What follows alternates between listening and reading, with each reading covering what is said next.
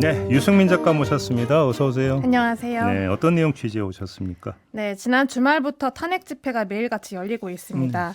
응원봉만큼이나 주목받고 있는 게 바로 집회 플레이리스트인데요. 플레이리스트? 네, 집회에서 들어야 할 노래 목록입니다. 네. 기존 집회 현장에서 들을 법한 민중가요 대신 요즘에는 K-팝 아이돌 노래가 많이 흘러나오고 있는데 그러게요. 네, 이 중장년층은 K-팝에 관심을 보이고 2030 세대는 오히려 민중가요에 관심을 보이고 있습니다. 오, 그렇습니까? 네, 예. 급기야 다만세 틀어줘라는 연관 검색어도 등장을 했는데요.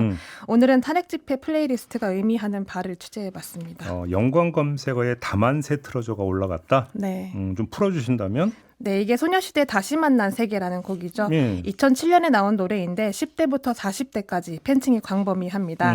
또 2016년 이대 교내 농성 때도 경찰이 투입된 상황에서 학생들이 불렀던 노래로 화제가 되기도 했습니다. 예, 얼핏 기억나는 것 같네요. 예. 네, 또 이후 탄핵 촛불 집회에서 자주 불리기도 했고 이 집회 현장에 각인된 첫 비운동권 노래이자 대중가요다라는 평도 있는데요. 네. 주말 집회에서도 이 노래가 상당히 호응이 좋았습니다. 그리고 지난 월요일 국민의힘 당사 앞에서 집회가 있었는데요. 해산 직전에 한 장년층 남성이 다만세 틀어줘라고 소리를 지른 겁니다. 아, 그래서 검색에 올랐어요? 네, 가사를 다 외워왔는데 왜 안 틀어주냐, 마지막으로 한 번만 틀어달라라고 부탁을 했던 따라 겁니다. 부르기 위해서? 네, 같이 부르려고 한 건데요.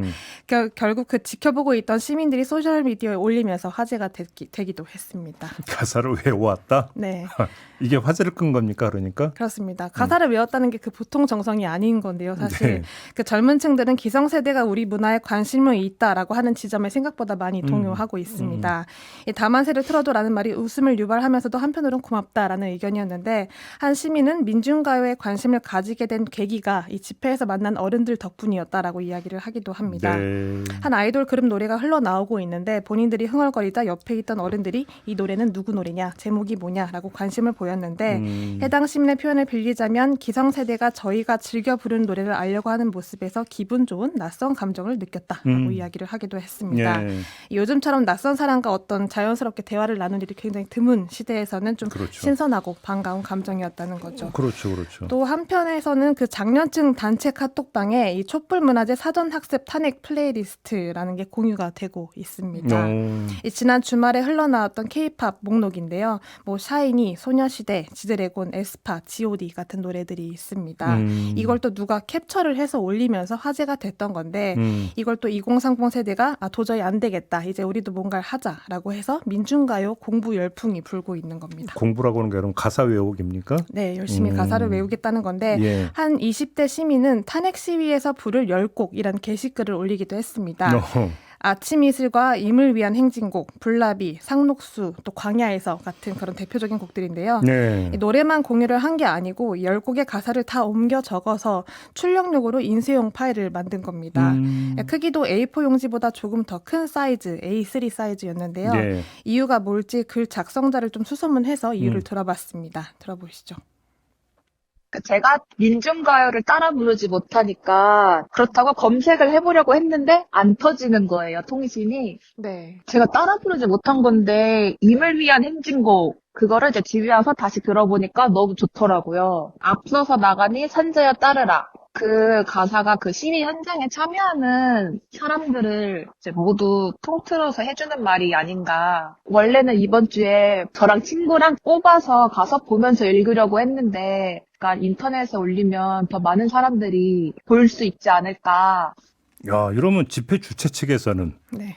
어르신들은 요즘 노래 틀어달라고 그러고 네. MZ는 민중가요 틀어달라고 그러고 네. 결국은 계엄 사태가 세대 통합을 이루어냈다. 네. 뭐 이런 이야기가 되는 겁니까? 그렇게 흘러가고 있는 것 같습니다.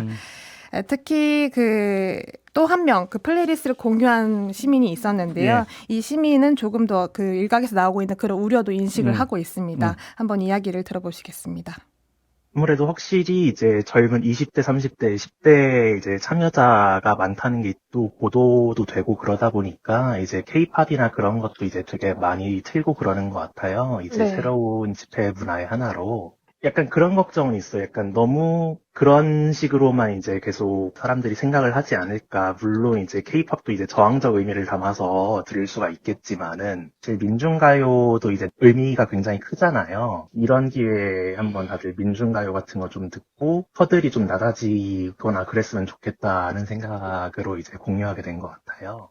네. 네. 말씀하신 것처럼 사실 계엄과 탄핵이라는 살벌한 단어를 계기로 모인 사람들인데 네. 노래를 매개로 서로를 알아가려고 하는 모습도 보이고 음. 그 작은 배려와 호기심 때문에 그 덕분에 또 추운 날 집회를 나갈 수 있는 힘이 된다라고 시민들은 말하고 있습니다. 간만에 소녀시대의 다시 만난 세계 잠깐 들어볼까요? 네. 들으면서 끝내볼까요? 한 시민이 그토록 듣고 싶어 했던 유승민 작가 수고하셨어요. 고맙습니다.